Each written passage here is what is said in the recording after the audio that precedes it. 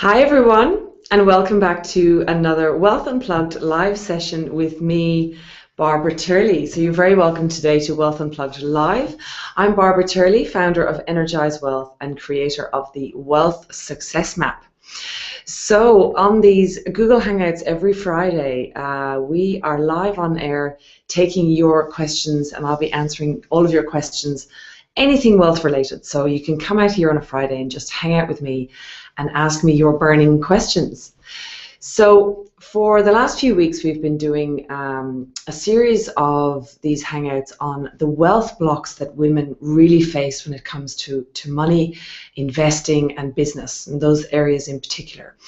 So a few months ago, I did a survey of all you beautiful women out there, and I asked you how you felt about money, investing, and wealth in particular. And the answers I got back were quite amazing. And it helped me to formulate this 10 wealth blocks of women series. And there's a PDF that goes with that. So you can get that over on my website if you want that, the whole 10 of them. And the replays of all these Google Hangouts are also available on the website, which is energizewealth.com. So today we're going to talk about wealth block number 6, and that one is shame and secrecy, embarrassment, shame, and secrecy when it comes to money and wealth. Now, but before I get into that and the mechanics of why this happens for you out there, I just want to touch on the wealth block I spoke about last week. It's an absolutely massive one, and I would say it's one of the top 3, to be honest, wealth blocks out there. And that's the I'm not into money wealth block. So it often happens with a lot of people in the wellness industry, any nutritionists, naturopaths, yoga teachers. It stretches in a lot of women, really. And the reason I want to talk about this again just briefly is because after last week's hangout, I had several conversations with different women who actually really suffer from this particular wealth block. They see money as an ugly concept. They're uncomfortable with the idea of talking about money or asking for money. And these are women who are running their own businesses. So one was actually a naturopath I did speak to, and she said she very much suffered from this wealth block. Another one I spoke to actually was a strategy consultant, and she had a look at my website and she loved everything about the website. But one thing she said she felt very uncomfortable with was that my free opt-in said, get the secrets to wealth success. And she felt uncomfortable with this idea of talking about wealth success. So again, it just fascinates me that this is such a massive problem. So last night I went to a very, an amazing function here in Sydney, and it was called the Funding Network. And basically, it was like, there was like 300 people in this room. I got invited by a friend of mine. 300 people in this room. And I didn't really know what it was before I went, to be honest. I went along thinking it was some investor night. And yes, there were people pitching for money there, like an investor night, like angel investors would sit down and watch startups pitch for money. Except the people who were pitching for money were all charitable organizations. And all the people in the room were people who had a lot of money, or some money. They weren't all loaded, but some people in the room had massive philanthropic trusts, and they were there to support these charities and allow these charities a voice to stand up and say why they needed money to support their ventures. So it was an amazing coming together of wealth and philanthropy, and it was one of the most uplifting experiences, I have to say, that I've had. And in fact, the lady who runs it is a lady called Lisa Cotton, and I'm about to approach her to interview her about this concept that she's built here in Australia on my Feminine Wealth TV show. So again, I would urge you, if you have this mega block of I'm not into money, if you had seen what I saw last night, which is those people who have money, the position it puts them in to be able to support the charities out there and the people who need that money is phenomenal. So in society, we have all different types of people. There are the caregivers, there are the people who are the heavy givers, and they usually work for non-profits. They do a lot of volunteering, they do a lot of work in that area. Then there are the people who have the ability to make a lot of money. Now, I would class all entrepreneurs in this space, all investors, and a lot of you people watching out there, you have value to give to the world and you have an ability to make money. Now, if those two areas never connect properly, then we have a world that is completely out of balance. But think about when we connect these two worlds together. And we have the people who are very good at making money, getting really comfortable with making money and going for it. And then going along to these funding nights where they get to meet those people who are very good at caregiving and looking after, the charitable projects in our society. And then we get to funnel some of the money from our businesses towards those philanthropic efforts. So I just think that that's the future of where wealth is going. And it's why I want all of you to really, really think about this wealth block of thinking like money is the devil and that you're not into money. It's okay to be into money if it's in the right way. Okay, so that was I just wanted to finish off that point from last week because it's such an important one. So today we're here to talk about embarrassment, shame, and secrecy when it comes to money. Now, where this wealth block, I'll just give you a bit of background on this wealth block first. A lot of women I speak to, and actually I've heard quite a few say this, they feel, and you might feel this, that you're so embarrassed that you're not in the financial position that you thought you would be, particularly now if you're in your 30s at this stage, or 40s, or even 50s. And you feel that you should be, when you thought about your future, you thought you would be in a better financial position than you actually are right now. And that leads you to feel a lot of shame or resentment or anger about where you are right now in your life. Now, one thing I always talk about is when we suffer from feelings of embarrassment, guilt, shame, anger, any of these things, these are emotions are very low on the vibrational scale. You can actually measure the vibrational frequency of an emotion. And this comes down to the energy that we have in our body. So if every time you think of your financial situation, if you're feeling shame, guilt, or resentment, that's a really low energy to have inside your body. So every time you come into connection with a money situation, this is the vibrational frequency that you're putting out there. And it's not very magnetic. Higher vibrating emotions like joy, contentment, feelings of freedom, all those things, they're much more higher vibrating emotions, and they're far more magnetic to things like people, opportunities, business deals. And these are the things that result in money. It's not that money is more attracted to these things, it's that the areas that you need to focus on in order to get the result that is money, you become more magnetically attracted to those particular areas. So again, the embarrassment and why you might be in this situation now. First of all, you're not alone. The majority of the people out there are in financial struggle right now. This is a problem throughout all of our societies. People are in a lot of debt. People are not in the positions that they thought they would be in, and everyone feels ashamed, like as if it's just them. But it's not. It's other people are in these situations too, and because we don't have a good dialogue about money in society in terms of being honest about where we're at and honest about how we feel about it, everybody feels very alone with this subject. So another issue, of course, is that we're not taught this at school. So we come out of school and we're expected to just instinctively know how to deal with money, how to make money, how to invest money. We're never taught about money at all. And because of that, we later in life, we have this sense of shame. It's a bit like if you have a failed relationship, if you go through a divorce, you go through a relationship breakdown or something like that, you feel this incredible sense of shame because you're supposed to naturally just be good at these things. But none of us are taught these particular things. So in terms of solving this problem, again, and I've said this a few times, all of these wealth blocks are sort of leading towards the same similar solutions. Number one, I want you to really think about, where does this come from? You might have had a situation occur in your life that caused a particular financial position that you're in right now.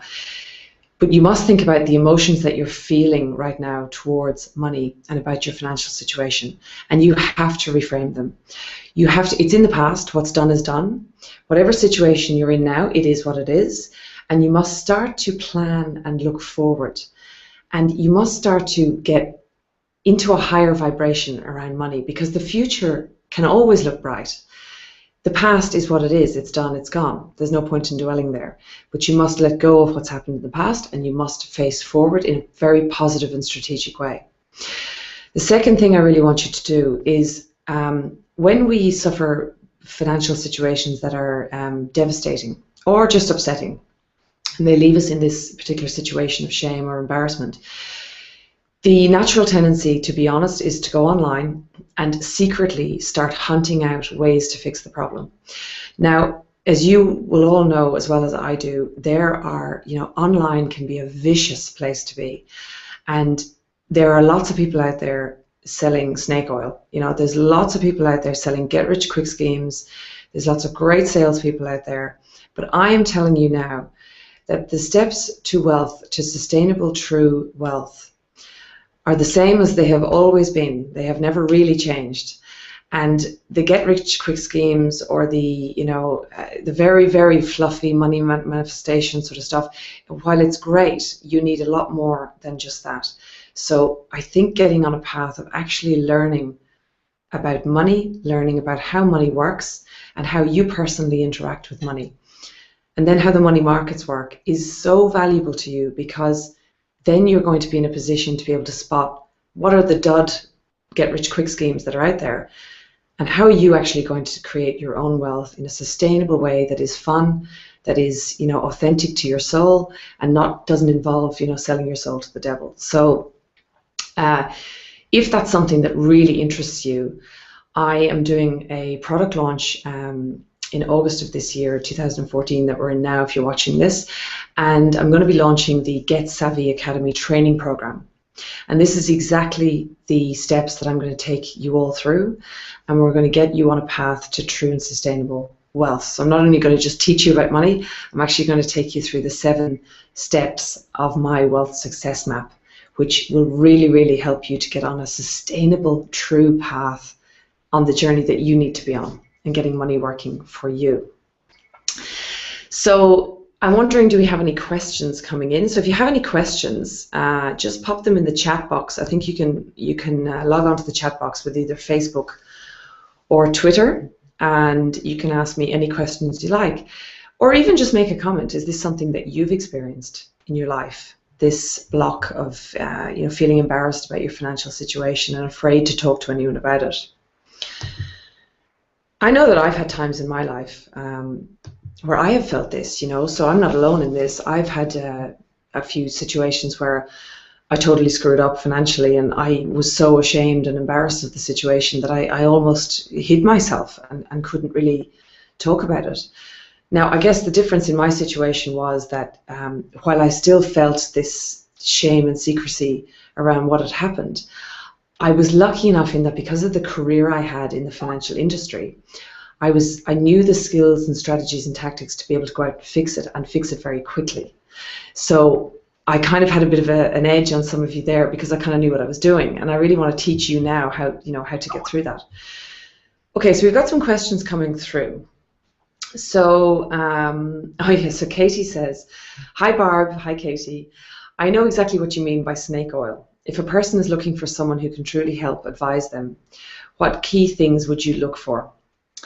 So I would say, so this is a great question, and actually on my blog there is an article that is the top 5 things you need to, I think it's the top 5 things you need to look for when hiring an advisor. So a few things I would say. I firmly believe that one of the major problems in society, like I mentioned, is this education piece. So while advisors are great, the issues that are out there, the reason you struggle to pick an advisor or someone to follow is because you don't understand the basic concepts of money and how money works. And then people are too susceptible to believing sales pitches that are out there. So remember that everybody online is trying to sell something, okay? Now, I'm obviously trying to sell something too, but people out there online, they're trying to sell you the quickest way or the fastest way to get wealthy. What I would say is that once you actually educate yourself on money and how the money markets work and how money moves around the world. And trust me, it's not that difficult. It's not a complicated subject. The industry makes it very complicated. But when you know a little bit and you have a good foundation in place, you are empowered to be able to go out and know. You will spot the snake oil versus the real people. And when you find a really good advisor, which I always recommend that you should have advisors on your team, but what I want to teach you how to do is how to hire the right advisor and know how to ask the right questions when you meet that particular advisor, because that's really key too. Sometimes you can hire an advisor, but they may not be in alignment with what you really want to do. And then they start telling you to follow a strategy and you don't really understand what they're saying. And then you're afraid to ask questions. And again, the shame and secrecy thing comes in again. And you end up on a path to somewhere that you don't really want to go. So you need to get empowered. So learning about money, I can't stress it enough, is vital. Absolutely vitally important. In the meantime, obviously, to answer your question, Katie, always look, you really have to get clear first on what is it that you want out of your life. So here's a little exercise I want you to do. I want you to imagine yourself as a 90-year-old woman. So you're sitting there, you're in full health, hearing and your eyesight and everything is still working, but you're a 90-year-old woman. And I want you to look back over your life and think about what is it that you want to see. Because there's no greater clarity that you'll get for your life than when you look back from that particular moment, because then you'll know exactly what you want to see. And then you work your way back from that, and that's what you want to build. So when you have clarity like that, any advisor you pick, doesn't matter who they are, if you remain focused on what you want, you will know intuitively whether what they're giving you is right and is going to get you there. Okay, so I hope that helps. So we have a couple more questions coming in. Okay, so from Evie. So hi Barb, hi Evie. If you feel you have let yourself down financially, how can you get motivated to start to build back up your savings? Oh yeah, we've all done that. First of all, Evie, we have all done that. We have all overspent. We have all let ourselves down. I've done it. So the first step with this is that you must forgive yourself. Now, I know that sounds really woo-woo, but there is, again, it's this concept of making sure that the energy that you have inside of you when you think about money is an uplifting and magnetic energy. Feeling guilty or ashamed, even the concept of I let myself down. Even when we say something like that, our shoulders hunch forward, we lower ourselves, all of a sudden all our energy drops. So the first thing that you need to do is to reframe that situation. So think about it. Like, I'll give you an example. I let myself down financially once before because probably twice, maybe more than that, but on a big level where I gave up my job and I went away traveling for a year. And I had a great time, amazing time, don't regret any of that. But I didn't think about, what if I couldn't get a job when I came back? Because you always think I can get a job again. And what happened to me was the financial crisis hit and I couldn't get a job for another year after that. So I ended up in a very bad situation because I had spent kind of all my money in the year I went traveling, came back, assumed I would just get another job, except that didn't happen for another year.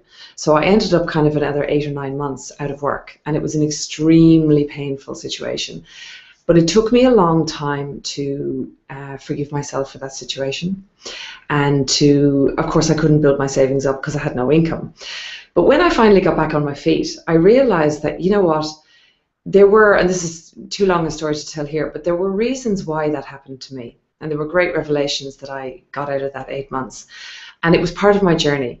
And when I saw it from that perspective, I was able to let it go, and I was able to forgive myself for that and see that there was a reason for it. And then again, it's this clarity of the future and focusing forward. So you've got to focus forward. And when you want to build your savings back up, the key is to tie your savings goals and your goals financially to what truly lights you up inside and what your future looks like. And then that will get you on the path again. So we've got another question from Melissa. Hi, Melissa. If you've previously had a bankruptcy, how can you twist it in a different light so bankruptcy isn't the same as I screwed up to other people? That's a really good question, and that's actually quite a tricky question to answer. Let me have a think about that for a second. I might actually do a blog post or another video on this because this is a big one. So look, a lot of people, bankruptcy, again, is such a horrible word. It's kind of like cancer. I mean, nobody wants to have that attached to their name. So first of all, I think, you know, if you've had to declare bankruptcy, I mean, I would sort of urge people to not go that route. The first thing I want to say is, and if you've already gone that route, it's okay. It's done. What's done is done. It's in the past. If you're in a situation, though, where you might be heading in that direction, you have to strategize heavily to try not to go that route. Okay, so let's talk about if you have gone that route and you've already done it.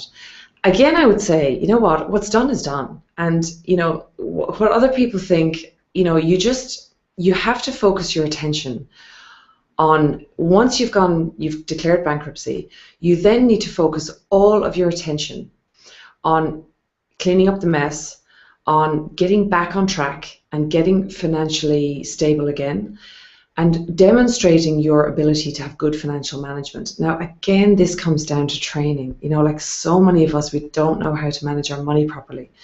We don't know how to stop the rot, you know, and stop it happening again and again and again in this sort of cycle.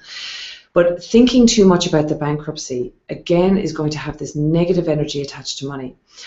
You have to learn from that experience, and you have to decide and get quite disciplined with yourself that you're going to develop a more positive relationship with money. Now, in terms of what other people think, you know, yes, you're going to struggle to get credit. Yes, you're going to struggle with other people giving you money or any of these things. But maybe that's a lesson that you need to learn. And after a few years, you know what? Two things I would say. After a few years, the bankruptcy will be gone and you'll be through it, and that'll be the end of it. I mean, what's his name? Donald Trump went bankrupt for $1 billion or something. He owed something like $900 million. Do you think anybody worries about that now? I mean, he's a billionaire again. So he just focused all of his attention on moving forward. Move forward and forget about that. It happens. Lots of people have gone bankrupt. Yeah,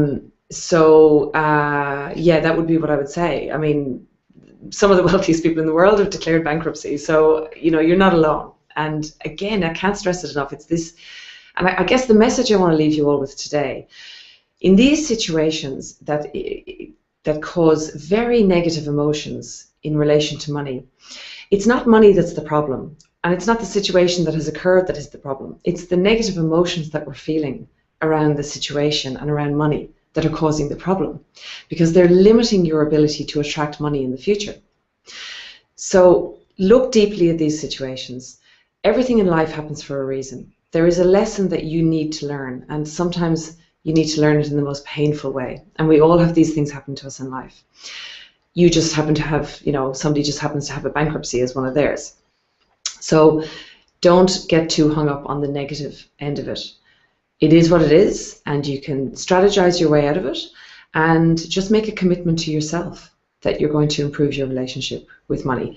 And then other people, oh yeah, the other thing I wanted to say is, to be honest, other people are so busy worrying about themselves and thinking about themselves that they're not really thinking about you all the time anyway. So in time it'll be forgotten. I wouldn't dwell on it.